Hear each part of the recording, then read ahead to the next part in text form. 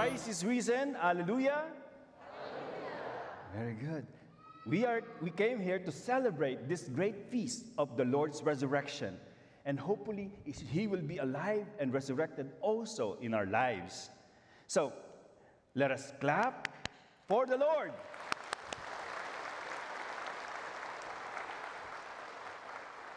You came here to celebrate this feast.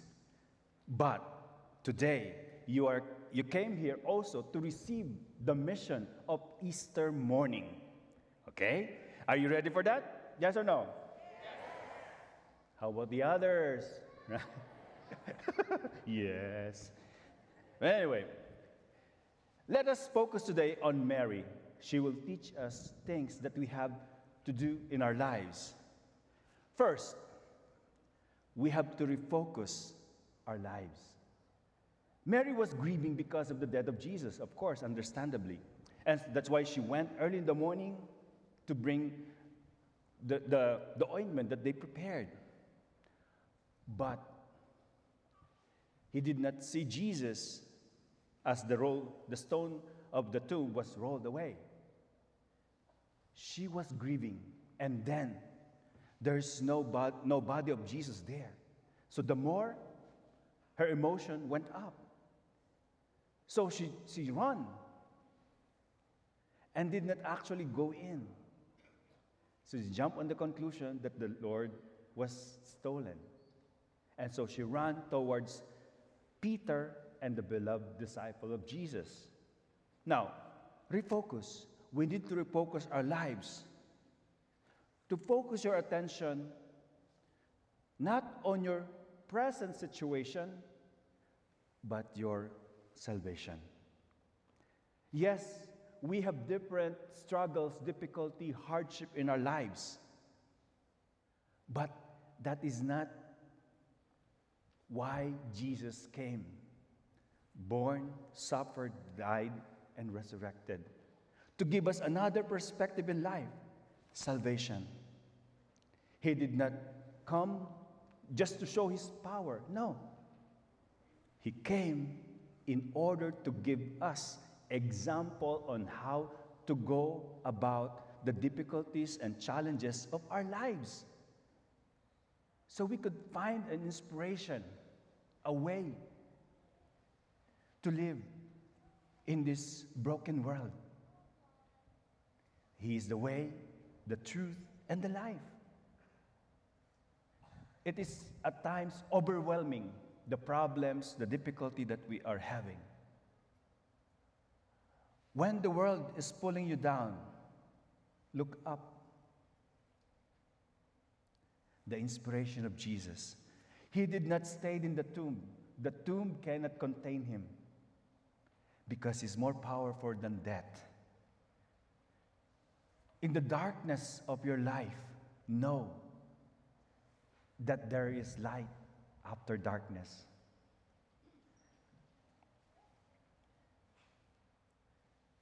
Those fears, those difficulties at times gives us a hindrance of seeing beyond. So, Jesus is giving us an example that there is something that is happening even though we don't know yet, just like the disciples. They have not understood that He has to rise. But now we do. That our life here on earth is temporary. So don't focus so much on your situation. There is salvation. Today, we changed the decoration of the church with flowers, beautiful decorations steaming with life. You know, my favorite flower is the sunflower because it's always geared toward where the sun is. In Italian, it's girasole, the same thing. It's always turns to the sun. May our life be like sunflower, always focusing on Jesus. No matter what difficulty we are having in our lives. Sunflower. Maybe we could be the sun, S-O-N. focusing on the Son. Today is Sunday, the first day of the week. Sunday, S-U-N-D-A-Y. But it could be also S-O-N-D-A-Y. The day of the Son, Jesus Christ. The day of the Lord. The first day of the week. So for us Christians, this should be our recharging day and time for us to be able to cope with another week. There is always purpose on our suffering, on our difficulty, and Jesus just that did. Jesus just showed us how to do it. There is inspiration, there is strength, there is blessing amidst difficulties of life. So refocus our life in Jesus and the salvation He had given us. Second, initiate, meaning to act, to move. Mary ran toward the disciples, and the disciples run towards the tomb. Peter ran slower than John, not just because he's older, but because I think he's carrying the guilt of betraying the Lord. These things can, again, hinder us. But there's always, in the first reading, in the gospel, it says, the first words of the gospel is, first day of the week, early in the morning, Mary went to the tomb, meaning she initiated to go. She moved. Even though she is suffering, grieving, she moved. Initiate. The problem with that is this. We have a kind of sickness, right? Procrastination. Putting off what you could do today for tomorrow. But you know, a person said, procrastination is my sin. It brought me nothing but sorrow. So I will convert tomorrow. The grace of the present moment, inspiration. Now you are being inspired to do something, do it. If this Easter would bring forgiveness to the person you've been carrying grudges for so long, do it. Now is the time, not tomorrow. Or it will grow again and you will be angry again, right? Express your love for your family now, not tomorrow, because tomorrow may not come. If you are happy today, I'm sure you'll be happy tomorrow. But if you are so grumpy today, I don't think you will be full of life tomorrow. It takes a lot of work, of course, but the grace of God is there. Jump in, even though you don't understand it yet. Be carried by the spirit of Easter. And that is the beauty of our liturgical calendar. We are journeying together. We've been trying to discipline ourselves from Lent so that we could celebrate with full life Easter. That is the grace of the moment. So don't procrastinate. So refocus, initiate, and now let us seek. Seek the Lord. Jeremiah said, "You will seek me and find me." Isn't that wonderful?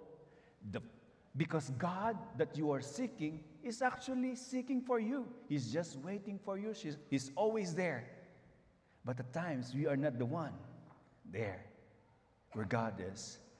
And this will complete the words of Jeremiah. When you seek me with all your heart. With all your heart. If not, you will feel, I don't feel the presence of the Lord in my life. I cannot see the presence of the Lord in my life. Or at times, this is the bad, I don't need God in my life. It needs commitment. It needs to be done daily. Thank you for coming today. A good start of that. You know, there was a person that said, "Oh, Father, I know already your homily. You only have homily like the birth of Jesus, his suffering, his death, and resurrection. And the priest said, "Oh yes, my child, because you come to the church only 2 times, Christmas and Easter."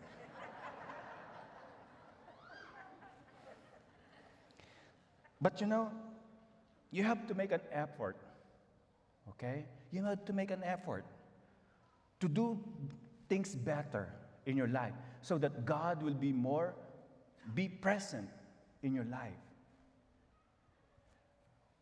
One of the 7 capital sins is this: sloth. It is the spiritual apathy, inactivity. "Oh, sorry, Father, I cannot go to the church because I have no sleep because I went to the BTS last night." Yeah, right. BTS would not save you. God will. But of course, we have to enjoy life, but make priority, right? When you only pray when you're in trouble, you are in trouble. So if you want God in your life, then make yourself present. Seek the Lord with all your heart. Mary was grieving because she felt that the hope that she was clinging into was Jesus, of course. Yes, she was healed with so many spiritual illnesses, and then he died. And so she lost hope. And so she went to the tomb in order to be closer even to the dead body of Jesus, but just to find that it was not there. She was grieving. But the most kind of poverty in our life is to have no God in our lives. We have to be saddened at that.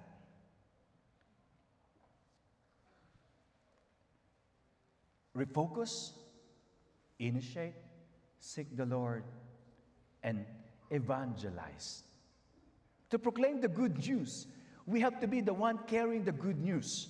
There's so many bad news happening around. Just open the television and you will see a lot of violence, senseless death, terrorism, even the Ukraine war. People need to see the good news. Seeing you here is a good news. Seeing people in their difficulties, trying to come to the church with all their burdens and difficulty is an inspiration to me personally. We have to be the first evangelizers of our family. See, there's still some spot left on your side, at your back. Ask yourself, who are the other members of your family or your friends? We are to be the first evangelizer. How to evangelize is living the gospel, living our faith, ourselves. Only when we live our faith that we could evangelize others. Look beside you. Turn around and look each other. Come on. Are they alive? Are they beaming with light and life? Or they're angry because you dragged them to the church? We should be the one to evangelize our family, our friends, our workplaces. We have to be the inspiration. No matter how difficult our life is coming.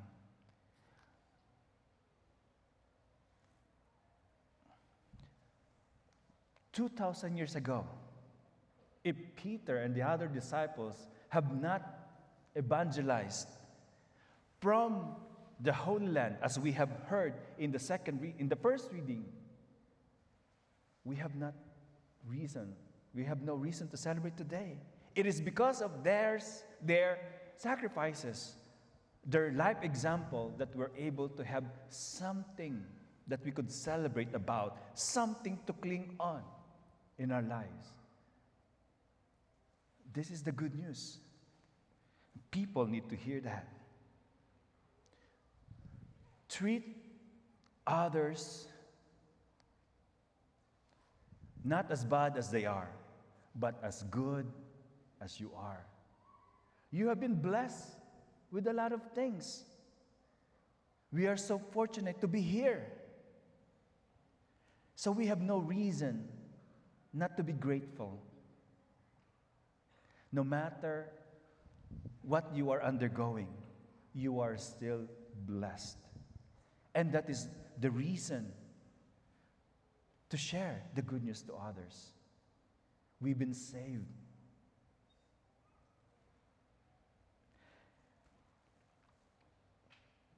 So, my dear brothers and sisters, I invite you now to rise, refocus, initiate, seek the Lord, and evangelize.